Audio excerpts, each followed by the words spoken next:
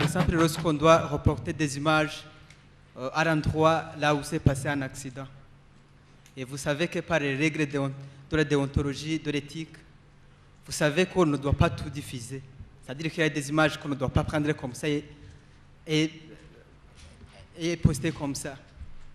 Est-ce que vous ne voyez pas que ces gens qui n'ont pas ces notions d'éthique et de déontologie du métier, est-ce que vous ne voyez pas qu'il y a risque d'avoir ces abus de nouvelles technologies? Voilà ma question, c'est ça. Je vais vous répondre par une autre question. Qu'est-ce qu'on fait? On interdit aux citoyens de faire des photos dans la rue et de faire des photos de ce qui les concerne? On ne peut pas, c'est impossible, c'est même pas possible d'appliquer. Donc il y a des abus, certes, mais il y a des abus aussi que commettent des journalistes professionnels. Il m'arrive de tomber sur des aberrations, sur des choses qui sont basées sur rien du tout. Ils ont la carte de presse, ils sont appelés journalistes, mais ils ne respectent pas ces règles-là. Aujourd'hui, on a des outils qui nous permettent de reporter ce qu'on vit au quotidien sans avoir besoin d'avoir bac plus 10. Après, c'est normal qu'il y ait des maladresses, mais on doit faire avec. Mais alors, imaginez que cela se passe alors qu'il y a des structures de régulation. Imaginez que ces nouvelles technologies, nulle part est mentionné ces structures de régulation. Mais vous regrettez aussi que les professionnels eux-mêmes font ces abus. Est-ce que vous ne voyez pas que ça risque d'être pire justement pour... Oui, mais je vous ai posé une question. Comment on fait pour réguler? On dit aux citoyens interdit de faire des photos ou quand vous avez fait vos photos, il faut les passer par le ministère de l'Information avant de les publier. Ça ne marchera pas. On peut pas réguler ces choses-là comme on le faisait avant. Avant de sortir des photos ou une cassette audio, une vidéo du Zaïre sous Mobutu, ça devait passer par les services de renseignement.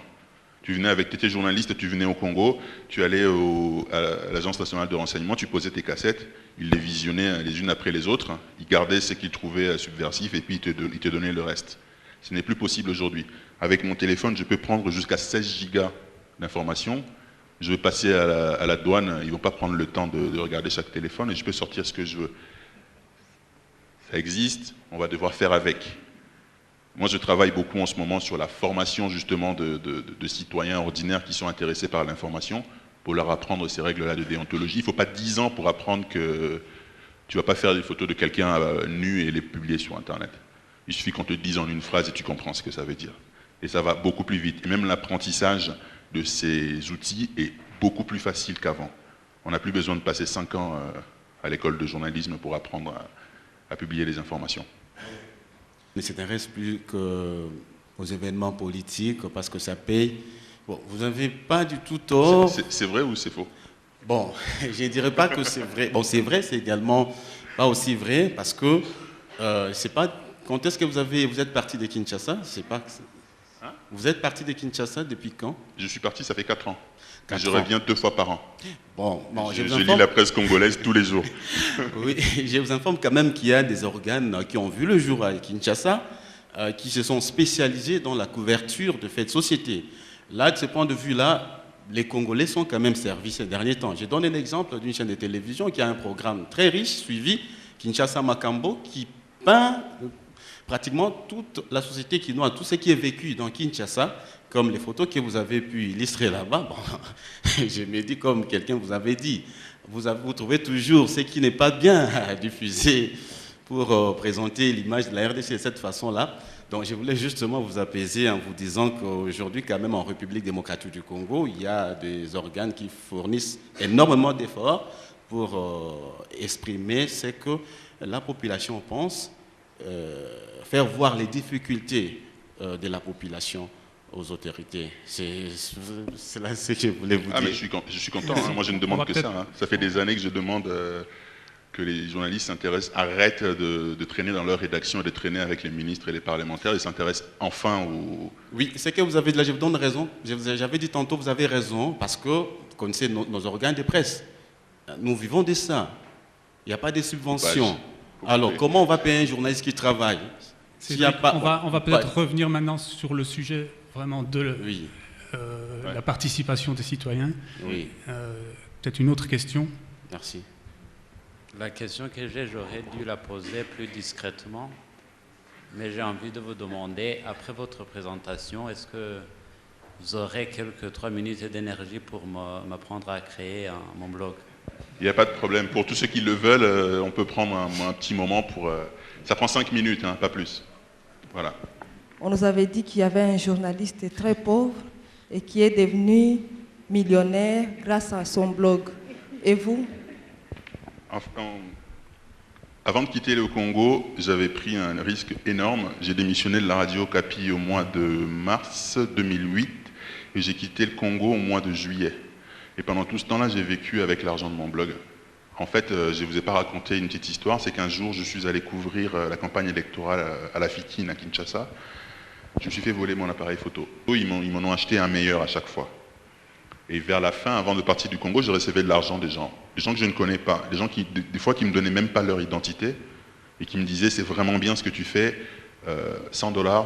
Et si je me rappelle bien, les 3 mois où je suis parti, entre le moment où j'ai démissionné de l'Okapi et le moment où je suis parti, j'avais en moyenne par mois 6 à $800 par mois de ce que mes visiteurs m'envoyaient. J'avais essayé de mettre de la publicité dessus, je n'ai pas réussi parce que je parlais un peu trop, je critiquais un peu trop, donc j'ai essayé d'aller voir des entreprises pour essayer de prendre de la publicité. Étant donné que j'avais beaucoup de trafic, il y avait beaucoup de gens qui venaient, il y avait tous les éléments pour qu'une entreprise qui a juste besoin de communiquer mette sa pub sur mon site, mais ils n'ont pas voulu parce que, bon, ils n'ont pas dit tous, hein. Il y a un banquier qui m'a dit j'aime beaucoup ce que vous faites, mais si je mets ma publicité sur votre site, on m'accusera de vous soutenir. Je n'assume pas totalement. Donc j'ai réussi à vivre pendant quelques mois de cette activité-là. Et je sais aujourd'hui que si je rentre au Congo pour m'y installer et que je relance mon blog, je pourrais très largement en vivre. Merci. Je m'appelle Coppens. J'aimerais contribuer sur la question concernant la régulation. Je ne pense pas que chaque fois qu'on fait la régulation, c'est là où il y a l'information exactement. Par exemple, quelqu'un, s'il est en train d'échanger des informations, des discussions au sein de la famille, entre femmes et mari, enfants, ça aussi c'est une information. Alors je pense que la régulation ne va pas traverser jusque dans les foyers. Alors pour les blogs, c'est comme dans une famille, tu es en train d'échanger avec n'importe qui. On t'envoie des informations, tu reçois en échange peut-être ce qu'il est en train de dire ou bien une autre information, encore une fois, pour l'amélioration. Alors, la régulation, je pense, ça se limite aux entreprises et des organisations, mais pas sur les individus. C'est ce que je voulais dire. Alors, une autre chose, c'est une question. Personnellement, j'avais essayé de survoler votre programme et intervenant. Je pensais aussi, comme madame vous a adressé la question, c'était très intéressant parce que c'est là où je voulais venir. Comment est-ce que, je dirais pour les pays en voie de développement ou bien sous-développés, pourraient utiliser les médias comme générateurs de revenus? Parce que vous voyez ici en Afrique, c'est comme si c'était un cercle, là où à l'intérieur du cercle, il n'y a rien comme fonds, et puis les fonds proviennent de l'extérieur. Tandis que pour les médias développés, vous avez le cercle, et puis ce cercle qui régénère des revenus au sein de ce cercle. Je pense que si on pourrait présenter aussi, peut-être parmi les intervenants, à ce sujet, ça sera très intéressant. Moi, en fait, mon blog, je n'ai jamais payé pour de la publicité. Au début, quand j'ai commencé, je ne savais même pas ce que c'était le référencement. Ça ne s'est fait que par bouche à oreille. Au début, quand j'ai commencé à regarder les statistiques de mon blog, 80% des gens avaient cliqué dans une boîte mail pour lire mon contenu.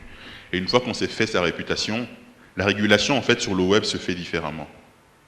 Les gens me font confiance. Quand je dis une chose, ils peuvent me croire, ils savent que je n'ai aucun intérêt à raconter des bêtises, mais elle se défait du jour au lendemain aussi. Le jour où je publie une fausse information, plus personne ne me prend au sérieux. Et plus personne ne vient. Et moins j'ai de visites, moins j'ai d'argent, entre guillemets. Et puis l'Afrique, bon, déjà c'est pas un pays, et puis il y a des réalités différentes, mais l'Internet est totalement mondialisé. Hein. On n'a pas besoin de mettre de la pub que burundaise. Moi, je surveille régulièrement la pub qu'ils mettent sur mon blog. Ils mettent jamais de pub pour Viagra, mais ils mettent la pub pour Western Union, pour Air France, pour les entreprises qui sont européennes, mais qui ont des intérêts, SN Bruxelles et les autres, qui ont des intérêts sur le continent africain. Mais ça demande, c'est pas comme si, je vous dis pas, créez votre blog aujourd'hui, demain vous aurez de l'argent. Il faut vraiment publier régulièrement, 3-4 ans, les gens connaissent, il y a une bonne masse de visiteurs, et puis après ça devient intéressant, vous pouvez mettre 2-3 pubs dessus, et surtout au-delà de l'aspect lucratif de la chose, moi j'ai testé ce mode d'expression en étant journaliste. J'étais un tout petit peu frustré à Radio Kapi, parce que je ne pouvais pas dire ce que je pensais. J'avais un avis, mais je ne pouvais pas l'émettre, ce qui est normal, parce qu'en tant que journaliste, on n'est pas là pour donner notre avis. Et sur mon blog, j'ai trouvé le moyen de parler de ce que moi je vivais, de ce que je ressentais. Et pour moi, c'est le plus gros gain que j'ai pu tirer de mon activité de blogueur, c'est que j'avais la possibilité de parler et surtout de me faire entendre. Parce que je sais que même le président de la République chez nous venait commenter sur mon blog. Il utilisait un pseudo, mais je l'ai grillé. Donc c'était vraiment un espace de discussion. Et j'ai certains de mes articles qui font 300 signes, il y a 900 commentaires. Et ce n'est pas des commentaires écrits à la va-vite, c'est vraiment des vraies contributions. Le Congo Blog était devenu un espace d'expression dans lequel, quand tu lisais l'article, tu lisais les commentaires, tu te faisais une idée de ce que les Congolais pensaient sur certains sujets. Quand vous montrez ça en Europe, c'est pas toujours bienvenu. Il y a l'ambassadeur qui arrive ou qui vous dit. Alors pour vous, l'information citoyenne, c'est laquelle? C'est quand je suis à Goma, je peux aller manger dans un hôtel qui s'appelle Iusi, où le président Kagame est venu avec moi, le président Kabila. Vous croyez être à Manhattan. Quand vous prenez votre petit déjeuner, il y a le lac, il y a les collines, c'est très joli, c'est pittoresque. Et à côté de cela, il y a un camp de réfugiés ou des gens, ou des déplacés de guerre qui sont en train de mourir. Qu'est-ce que vous placerez? Moi, on me demande entre les deux, je vais chez les réfugiés. Bien, voilà. Parce que les salons ne m'intéressent pas du tout, en fait. Bon, alors, la suite, c'est quoi? C'est la responsabilité, quand même, citoyenne, de caricaturer tous les jours son pays. Je viens de mettre, depuis que vous êtes arrivé, je savais que Cédric, c'est le garçon célèbre de l'Est, également, même s'il n'est pas de l'Est du Congo. Et il y a eu 5 commentaires. Et un de vos fans s'est fâché. Il a dit, pourquoi sur Cédric, il y a 5 commentaires, et là où j'ai montré que le Rwanda qui est accusé par la MONUSCO, ça fait 32 commentaires déjà depuis que je suis là ce matin, que nous sommes ici. Donc, vous voyez la différence également de présenter le Congo chaque fois comme un pays où on meurt pendant qu'il y a du caviar à côté. Alors, l'information citoyenne, c'est de savoir également faire jouer la responsabilité du journaliste. Je ne sais pas quel débat vous allez me mettre. Je suis arrivé à Kigali il y a 2 semaines. J'ai pris une photo où on balayait le samedi le goudron. Et mon titre, c'est qu'à Kigali, on balaye le goudron. Il faut voir les commentaires qui étaient vraiment opposés par rapport au Congo, parce que Kigali, on peut manger sur le goudron, et qu'à côté de cela, j'avais une photo où j'ai montré les gens qui fuyaient la guerre. Et c'est ainsi que, par exemple, le Rwandais trouve facilement des choses à dire méchamment sur le Congo à cause des photos et des articles. Et quand je publie Kigali, c'est vraiment la capitale de la région. Et c'est ça l'information citoyenne. Je voudrais que vous m'éclairiez, c'est que vous placerez très souvent. Merci. On se mettait à 2 dans les taxis devant, et il a réussi à mettre la main dans ma poche et me récupérer mon téléphone. Nous arrivons au boulot, plus de téléphone. J'avais quand même acheté $300 à cette histoire-là, donc je me suis dit ça ne va pas se passer comme ça. Je sais que c'est lui. Donc j'ai écrit déjà un article sur mon blog, et j'étais fâché. Et puis le soir même, je l'ai trouvé dans un bar avec mon téléphone sur la table, quoi. Je l'ai récupéré. Et mon humeur ce jour-là, je m'en souviens jusqu'à présent, et je ne faisais que dire ce que je pensais et surtout ce que je ressentais. Et ça, c'est en journalisme traditionnel, on ne peut même pas, en fait. On peut très bien être en colère contre une situation, mais on n'est pas forcément habilité à dire ce qu'on pense nous-mêmes. Donc, je pense que c'est une grande liberté, c'est un grand changement, et il y a une vraie frontière, je ne veux pas entrer là-dedans, mais une vraie frontière entre le journalisme sur Internet et le journalisme citoyen. C'est pas pareil. Parce qu'on peut très bien prendre un article du journal Le Monde très classique publié sur Internet, ça n'en fait pas de l'information citoyenne. L'information citoyenne, c'est vraiment là où le citoyen intervient, à la fois dans la production du contenu et aussi dans les commentaires pour dire ce qu'il en pense. Et ça permet de se faire un panorama d'avis sur un sujet, qui n'est pas forcément politique et qui n'attire pas forcément l'attention du journaliste qui se sent supérieur à monsieur tout le monde, quoi. Je suis quand même journaliste, j'ai quand même fait 5 ans d'études pour arriver là. C'est pas pour aller couvrir des pauvres réfugiés qui meurent dans un camp. Il y en a qui raisonnent comme ça, hein. Même en France, il y a des gens qui sont journalistes affectés à l'Élysée. Lui, il est bon pour aller voir monsieur le président prendre son café, mais monsieur tout le monde, là, ça ne m'intéresse pas. Après, c'est à chacun de faire son choix. Une autre question? Et nous sommes obligés d'informer les jours d'autres citoyens. Mais lorsque je comprends que parfois c'est sentimental, ça dépend aussi de l'humeur, j'ai peur. Et quand est-ce qu'on va croire à cette information? Quand est-ce qu'on saura que l'information est vraiment objective, que ça ne dépend pas de cette humeur dont vous avez parlé? Quelque part aussi, lorsque vous avez parlé des coupages là, je crois que nous aurons encore à harmoniser avec les collègues journalistes, puisque sincèrement là, il y a encore un travail à faire. On ne peut pas tout peut-être discuter dans un forum, dans un colloque, mais on aura encore le temps d'en parler, puisqu'il y a encore un travail à faire. Mais en ce qui concerne les sentiments, là, j'ai vraiment peur de votre déontologie journalistique et l'éthique. Sur mon blog, je ne suis pas journaliste. Merci. Je suis Cédric Kalonji, jeune Congolais. Au Capi, je vais couvrir la remise de 4 pauvres sacs de riz à des veuves de militaires congolais par la MONUSCO en pompe avec plein de journalistes. Bien sûr, la MONUSCO m'embauche, donc ils me demandent d'y aller, j'y vais. Et sur mon blog, je détruis totalement le truc. Je dis, c'est quoi cette histoire où ils font venir, pour 4 sacs de riz, ils font venir la presse, n'importe quoi. Je dis ce que je pense. Et j'étais là le même jour. J'ai fait pareil. Un jour, on m'envoie un reportage, parce que l'Union européenne avait fait venir des journalistes, parce qu'ils avaient réflexionné 150 mètres de bitume, quoi.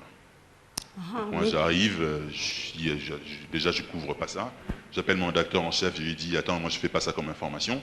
Puis sur mon blog, j'ai démoli le truc. Les gars de l'Union européenne m'ont appelé après pour m'engueuler, pour me dire que c'était pas bien, que je n'avais pas respecté l'éthique. Bon, l'éthique, c'est tout un sujet, hein, déontologie, on peut en parler pendant toute une journée. Mais je fais une vraie distinction entre le moment où je fais mon boulot de journaliste et où je parle de faits, et le moment où je parle en tant que citoyen, où je pousse des coups de gueule, en fait, quand je m'énerve. Oui, comme Magloire l'a dit, je crois que le blog n'est pas fait seulement pour des mauvaises choses. Puisqu'à un certain moment, à Goma, on avait parlé d'un véhicule en planche. Et c'est Magloire qui avait informé, qui avait pris la photo. Et tout le monde a rigolé. Oh mon Dieu! Donc en Afrique, au Congo, on peut faire quand même une voiture, mais en planche. Donc c'était rigolo, mais quand même c'est une information. Je suis d'accord. On m'a reproché 10 000 fois de faire la mauvaise publicité de mon pays. Je vivais à Kinshasa. Je vivais moi-même, hein, personnellement, les factures d'électricité qui doublaient de prix alors que je n'avais pas d'électricité pendant tout un mois. L'eau, pareil. Le transport, tu restes pendant 1 heure à l'arrêt de taxi, il n'y a pas de taxi. Tu as l'argent dans la poche pour payer, mais tu ne peux pas. Pourquoi? Parce qu'il y a 4 pauvres policiers qui sont sur un carrefour et qui font fuir les conducteurs. Moi, j'ai toujours répondu que je balançais. Je me disais, je faisais toujours la proportion entre les choses bien qui se passent au Congo et les choses mauvaises. Et les choses mauvaises, c'était 80%. Et les choses bien, c'était 20%. Je choisissais les 80% en fait. Les choses bien, je laisse aux autres le soin d'en parler. Moi, je me focalise sur ce qui m'énerve et sur ce qui n'est pas bien. Merci Aziza. Je suis peut-être méchant, hein, mais c'est comme ça. J'ai fait mon choix. Merci je ne vais pas aller montrer la Mercedes du gouverneur quand même. En disant, voilà, il y a des Mercedes dans mon pays. Non. Pendant qu'il y a des enfants, il y a 25 000 enfants de rue à Kinshasa. 25 000 enfants faits par des Congolais qui n'ont pas réussi à faire attention sans savoir ce qu'ils vont leur donner demain. Et quand je parle de Cheg, on me dit, mais tu vends une mauvaise image du pays. Attends, mais je ne la vends pas, elle est là, quoi. Elle est là, on la voit tous les jours. Ils m'ont volé mon portefeuille hier. Merci beaucoup, monsieur le modérateur. Moi, j'ai une préoccupation. Je vois que vraiment le rôle du citoyen dans les nouveaux médias, c'est disons, une machine qui va plus s'arrêter, quoi. Alors, je me rappelle de ce qui s'est passé dans la sous-région des Grands Lacs dans les années 90 avec le génocide au Rwanda et tout ce que nous avons connu comme conflit et le rôle négatif que certains médias ont joué pendant cette période. Et ça m'inquiète, je me dis, à cette époque-là, Panos avait décidé de s'investir dans la formation des journalistes pour les amener à jouer un rôle positif et à ne pas être des médias de haine et tout ça. Mais le rôle des citoyens dans les nouveaux médias nous prouve à suffisance que, en cas de basculement, ça peut être des outils dangereux pour amener à des guerres civiles et tout ça. Alors, je ne sais pas quel conseil tu peux nous donner en tant que spécialiste dans ce domaine. Si nous voulons agir à ce niveau-là, comment les organisations d'appui aux médias peuvent agir au niveau des citoyens? Comment on peut toucher ces blogueurs pour ne fût-ce que les aider à ce que leur participation soit plus positive que négative? Donc c'est ça. Alors, deuxième chose, je voulais savoir qu'est-ce que Congo Blog est devenu. Est-ce que tes fans ne demandent pas qu'est-ce que tu penses de l'avenir de ce blog? Voilà, merci.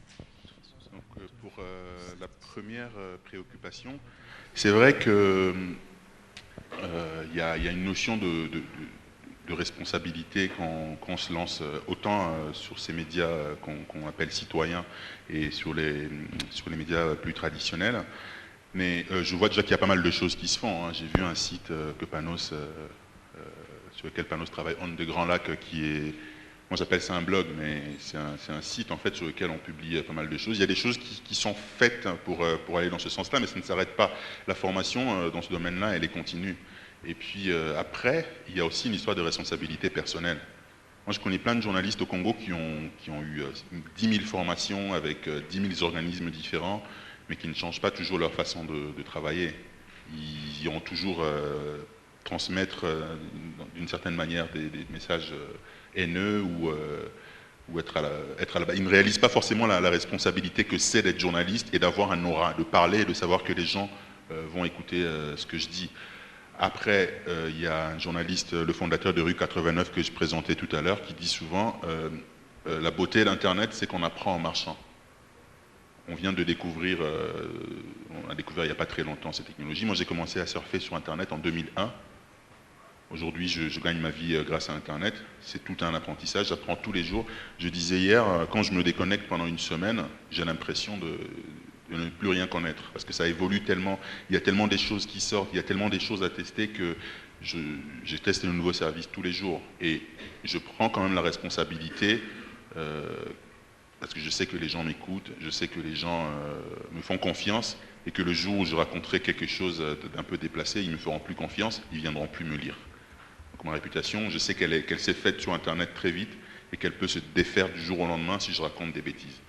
Et par rapport à Congo Blog, c'est un peu en stand-by en ce moment, mais 4 de mes blogueurs, il y en avait 8, parce que quand je suis parti, j'ai pas dit, mais quand je suis parti en France, Congo Blog s'est transformé en plateforme, donc j'ai recruté des jeunes Congolais, j'ai eu une aide financière du programme d'appui aux médias en RDC, j'ai recruté 8 blogueurs que j'ai formés, je ne voulais pas de journalistes en fait, je disais je ne veux pas des journalistes qui ont déjà goûté au coupage, je veux des petits jeunes qui n'ont jamais plongé là-dedans et qui savent écrire. Je les ai aidés à maîtriser les techniques d'écriture en ligne et puis la couverture des sujets. Ils ont reçu des appareils photo. Et tous, pendant 2 ans, ils ont parlé de ce qu'ils vivaient chez eux. Il y avait des sujets très variés. Moi, je rigolais quand je les lisais. La moitié de ces jeunes sont tombés amoureux du journalisme. Il y en a 4 qui sont passés ou qui sont à l'école de journalisme de Lille actuellement. Donc il y en a eu une qui a passé les concours de cette école, c'est un concours très très dur, hein. Il y a à peu près tous les ans, il y a 2000 personnes pour 56 places. Ils ont réussi à avoir ce concours-là. La première est venue, elle a fini, elle travaille sur le site internet de Radio Capi maintenant, qui a été ouvert aux commentaires récemment, alors qu'ils ont toujours refusé de le faire, mais là, ils l'ont fait finalement. Le deuxième, il vient de finir son école, il intègre Jeune Afrique, le site internet de Jeune Afrique dans une semaine. Le troisième, il est en première année, et le quatrième, il arrive là. Donc ça devient des journalistes, et je vois, ils sont dans tout plein de projets. Celui qui est en première année, il aide un nouveau site qui vient de naître à Goma, Mtaani. Il fait de la formation à l'écriture web pour des jeunes dans ce coin-là. Et puis l'autre a créé son propre blog. Moi, je ne voulais pas fabriquer les gens qui dépendraient de moi, hein. Je voulais passer le virus, inoculer le virus, et ils le font bien parce qu'ils continuent. Ils écrivent eux aussi, ils créent leur blog, ils aident leurs amis à le faire. Et je voudrais juste qu'il y ait un peu plus de Congolais, un peu plus d'Africains qui prennent la parole, quoi, qui racontent ce qu'ils vivent eux-mêmes au quotidien, parce que souvent nos informations sont quand même biaisées, parce que il y a des journalistes qui ne s'intéressent pas forcément à la vie de tous les jours, et en plus certains journalistes qui viennent de l'étranger lorsqu'ils arrivent, c'est un autre sujet délicat, ils restent une semaine dans un hôtel au centre-ville, ils parlent du pays alors qu'ils n'ont aucune connaissance, quoi. Donc moi je pense que c'est prioritaire que les Africains, que les Congolais, que les Burundais, que les Rwandais prennent leur information en main et se racontent eux-mêmes. Personne ne peut mieux raconter que nous ce qu'on vit au quotidien. Et encore une fois, il n'y a plus de frein. Il n'y a même plus d'obstacles techniques. Il n'y a même pas d'excuses pour ne pas tester ces outils-là. Que ce soit dans le cadre de vos médias ou si vous avez besoin de créer votre propre média, vous n'allez pas me dire « Ah, techniquement c'est compliqué, je ne vous croirai pas ». C'est très très facile maintenant de le faire. Et si vous avez des difficultés, vous posez des questions sur Internet, vous demandez à Google. C'est mon professeur, Google. Vous demandez à Google, il va vous dire comment vous faites, quoi. Voilà. Lorsque vous publiez une image, je m'imagine que les textes ne doivent pas être indigestes tellement il faut répondre à toutes les questions. Comment vous vous y prenez? Vous faites combien de signes? Parce que c'est ça. La deuxième question serait de savoir, vous avez, à l'époque où vous étiez à la radio Okapi, vous aviez beaucoup à faire et vous avez dit que vous avez commencé depuis 2001. Comment vous étiez en train d'utiliser votre temps pour permettre aux autres qui font autre chose de pouvoir s'y mettre? Parce que c'est très intéressant. Moi-même, je t'avais dit, c'était pour moi une joie que Panos Paris puisse vous inviter. Comme ça, on a l'occasion de pouvoir échanger. Voilà. En fait, les papiers sur Internet ne doivent pas être trop longs. Généralement, quand j'écris, je fais un effort pour que ça ne dépasse pas les 2000 signes. Sinon, l'autre avantage d'Internet, c'est que plutôt que d'écrire un long sujet sur un thème précis, je peux en écrire 3. Et à chaque fois, je mets un lien vers l'article d'avant. Je vous parlais de tel aspect, de tel sujet il y a quelques semaines. Maintenant, je vais vous parler d'un autre aspect. Et du coup, sur le même sujet, sur la corruption des policiers, j'ai des dizaines de sujets. Mais je ne le prends pas toujours par le même bout. Et à chaque fois, je mets toujours un lien vers les anciens articles qui traitent du même sujet pour faire une certaine continuité. Par rapport à la gestion de mon temps, mon blog, ça ne m'a pas pris de temps. Ça ne me prenait pas tellement de temps parce que ma matière, elle était à côté de moi tous les jours, quoi. J'oubliais, je racontais tout à l'heure que j'oubliais souvent mon portefeuille et mes papiers à la maison, mais jamais mon appareil photo. Et souvent, mes histoires partaient d'une photo, en fait. Je marchais, je voyais un détail un peu insolite, je faisais une photo, et puis après, quand je rentrais chez moi, j'écrivais en quelques lignes ce que j'en avais pensé et je publiais. Puis les commentaires sont venus, et puis ça a créé des débats. Et à un moment, il y a un des gens qui me demandait des sujets, qui me disait « Est-ce que tu pourrais nous parler de tel sujet ou de tel autre ?» Et de temps en temps, je répondais à ces requêtes-là. Ça ne prend pas énormément de temps, en fait. Encore une fois, ce n'est pas du journalisme, c'est vraiment ce que vous pensez. Donc c'est à vous de choisir si vous voulez écrire plutôt long, si vous voulez écrire court, si vous voulez mettre que des photos. Il y a des blogs qui sont que photos, par exemple. Photo légende, photo légende, photo légende, ça marche aussi. Et puis il y a des blogs son. Les gens publient du son, ils ont enregistré avec leur téléphone, c'est possible maintenant. Il y a des blogs vidéo. Les gens font des petites vidéos avec des téléphones portables ou des appareils mobiles et ils les publient. Après, c'est à chacun de choisir son mode d'expression et dans lequel il se sent le plus à l'aise. Il n'y a pas de recette magique, en fait. Moi, je ne vais pas vous dire c'est comme ça que ça se passe, A, B, C, D. comment vous le sentez, quoi.